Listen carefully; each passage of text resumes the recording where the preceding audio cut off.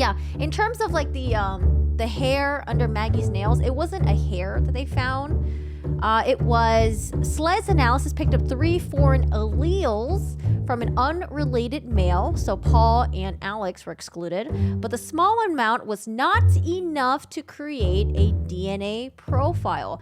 If you guys remember back in school, do you guys remember what alleles were? Alleles are like those little squiggly things, you know? You inherit one from each of your parents. Microsoft Paint. You guys remember these little allele things? You get like one from each parent. These thingies, right?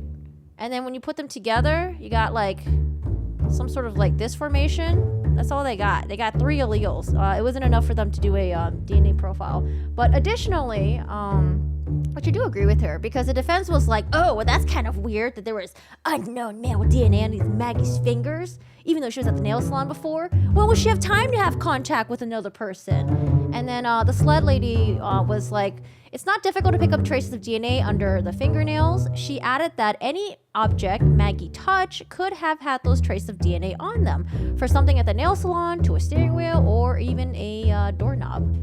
So I think initially, though, when some news outlets reported about the unknown male DNA on Maggie's fingers, that sounded really like, you know, like, oh, something juicy is about to happen. But then when you have an expert go up there and explain it, it's like, oh, never mind, not really juicy. Okay, all right. Let me amend my photo then. Here is a chromosome you get from each parent, right?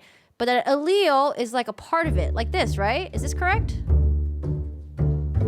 So when they say you get one from each parent, it's because like that, right?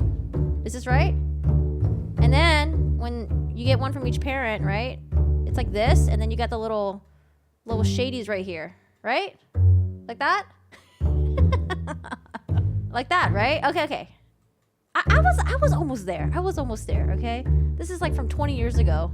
20, 30 years ago. It's been a long time. Actually, no, I do lie about that. It was probably like 15, maybe 10 years ago, because I did take genetics a couple times.